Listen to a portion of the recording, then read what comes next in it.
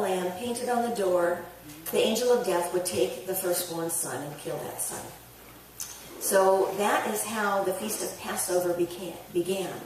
And we think of Jesus as the sacrificial lamb that way. We have the cross on which Jesus was hung. There were the soldiers at his feet, trying to figure out how they would divide his clothing. And Jesus witnessed this, and to that he said,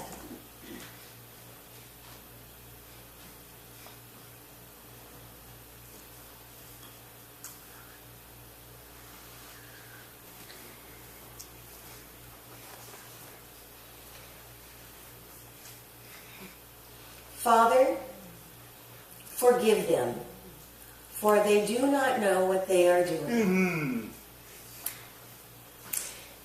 Yeah, it looks like the word now, it's a typographical error. It should be not know. They do not know what they are doing.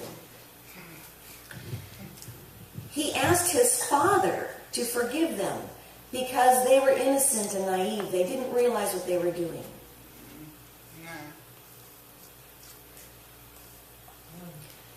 We had Kim preach to us a couple of weeks ago about the cup. About 2 cups, actually. 1 cup being the cup of wrath, the other cup, the cup of forgiveness. We have the same analogy. Father, forgive all of them. They do not know what they are doing. Forgive them. Jesus envisioned not just these soldiers, but all of humanity. Don't use the cup of wrath. Don't be mad at them, please, Father. Instead, use the cup of forgiveness. Offering a new cup, a cup of forgiveness. Let's stop with the cup of wrath and begin anew with a cup of forgiveness. Why should we juxtapose wrath and forgiveness here? Remember, the angel of death was going to pass over the house that had the blood of the lamb, and if there was no blood of the lamb, killing the firstborn son.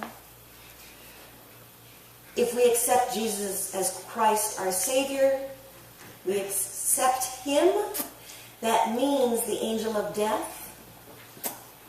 Jesus will protect us as a Christian, protect us from the angel of death. The angel of death will pass us by. He is saying to the angel of death, that person is mine. We are the Lamb of Jesus. And of course, those who do not accept Jesus will drink of the cup of wrath. And Jesus will say, I'm sorry, they are not of my fold. They will then have to face the wrath of God.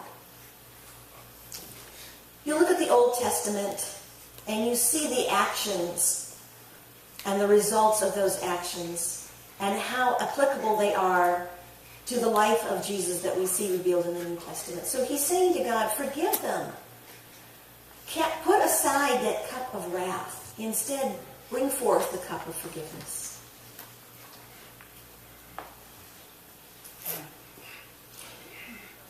While hung on the cross, people standing there were mocking him. There's all different sayings that people were saying about Jesus, all in mockery. On each side of him were also hung 2 thieves. They also took turns mocking Jesus. And the soldiers at his feet also had their share of mockery. The religious leaders had their share of mockery. Remember, people were on their way to Jerusalem. They passed by the cross on the way. All of these people going to celebrate a holy day, a holiday, also were involved, conspiring in the mockery. They said, you, King of the Jews, you call yourself a king. You say you're the Son of God. Ha! Well, if that's the truth, well, go ahead, save yourself. We'll stand here and watch you. See if you can get yourself down off the cross and stand before us. Go ahead. You said you were going to destroy the temple and rebuild it in 3 days. I'm looking at the temple of Jerusalem. I'm waiting for it to crumble, Jesus. Come on. You going to do it or not? It's not happening. Hey, now's your chance. Destroy the temple. You didn't do it. We knew it. We're right. You aren't the God. You aren't the king. Can you imagine that? Jesus had to withstand that mockery all day long. He never heard a single kind, positive word. No one showed their gratitude for him saving them. There were no positive comments made by anybody. They just ridiculed him and mocked him all day long. 6 hours. Okay, 6 hours is pretty close to the amount of time you spend at work. Can you imagine? 6 hours worth of insults? If I get 3, I'm done for the day. I turn into a bad mood. It's like, that is enough. That's my limit. 3 is my quota.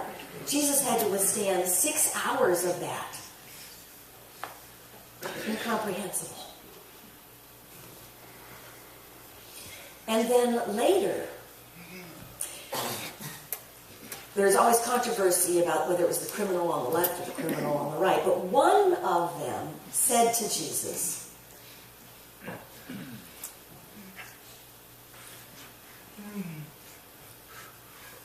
don't fear God, he said, since you are under the same sentence.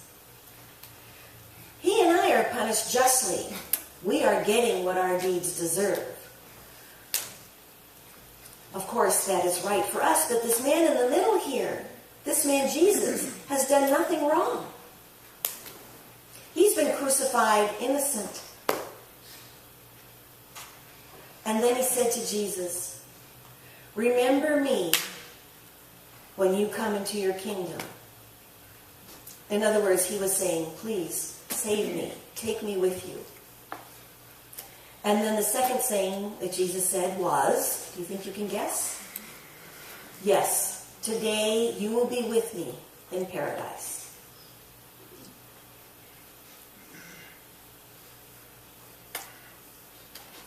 This is so powerful. Really so powerful when you think about it. Jesus said to this man, today.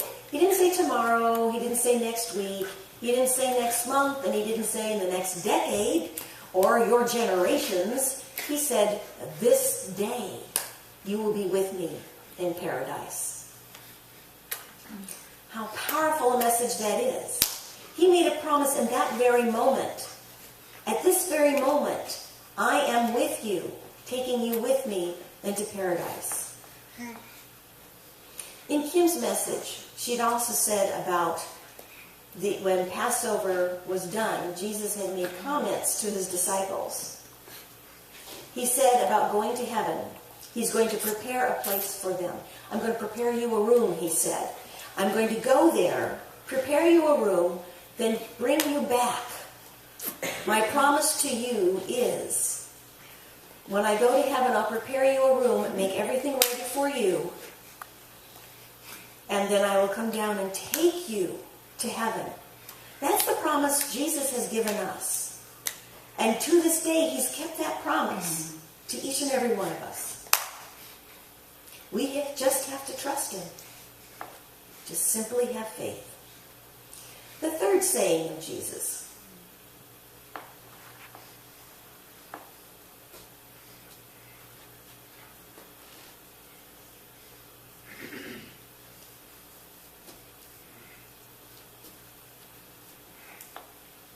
Now in this message, Jesus did not really speak to Mary as his mother. I mean, John and Mary were there. They were at his feet. You're wondering why they were so far away from him. I don't know if you're familiar with the story or not.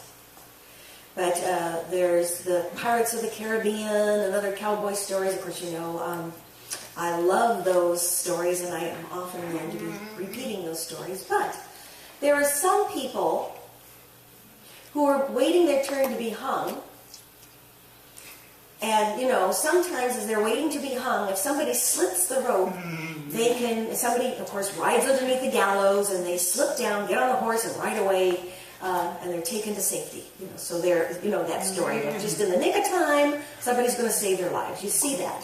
Somebody comes just in the nick of time to save the good person who's been wrongly accused and whisk them away. You know, we think that's kind of funny. We think that's funny, but you know, it really is true. And we know that this is true is because there were soldiers that surrounded the cross because they were afraid somebody was going to go up there and take him down. They were afraid that somebody would actually mob the cross and take Jesus down off the cross, because they were suspicious that Jesus might have had his friends in the crowd, somebody who might have instigated the crowd, and so for that reason, Mary and John had to stand far away, and Jesus had to call out to them. Good thing Jesus wasn't deaf. I mean, if he had to sign, it'd be kind of tough when your hands are nailed to the cross. He just tried to, I guess, good thing he could hear. Maybe that was God's plan for him after all. Anyway, Jesus spoke out loudly to Mary and John, and he says, "Woman, he," meaning John, "is your son." And then he said to John, "She is your mother." And I find this very interesting. Look at these words. He says, "Woman." You might say, why? Why did he say woman and not say mama, mommy, mother, something? Why did he refer to Mary as woman? Well, if you review some of the verses in John, John says that Mary and Jesus' brothers were looking for him. Remember at the Passover, they were looking for him. And the people said, Where is Jesus? And they kept hearing, "Where's Jesus? Where is Jesus?"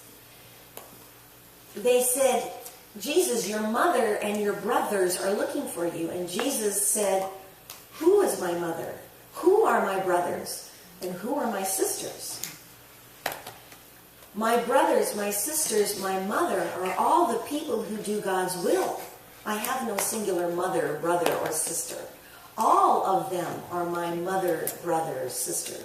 It's because it's one spiritual family. So when Jesus was hanging on the cross and he said, "Woman," he looked at her not as his mother anymore. He looked at her as one he has saved. "I am the Lord, your Savior. I am now raised above you as my earthly mother. You cannot look upon me as your earthly son anymore. You must look upon me as your Savior."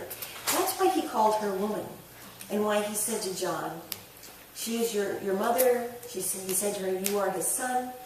I was her firstborn son. He felt this responsibility to put her in good hands, to have somebody take care of her. So he fulfilled his son duty, his obligation, to put her in the care of John. She became his spiritual mother. He could take care of her. So when we accept Jesus Christ as our Savior, we now become members of this family. I call you my brothers and sisters. I won't call you my mother. I won't call you my father. But I will call you my brothers and sisters. All right? Don't call me Dad either. You can call me your brother, please. We are of this one spiritual family. And Jesus was trying to teach us a lesson while hanging on the cross. That we accept Jesus Christ. We are now welcomed in the spiritual family. And he encouraged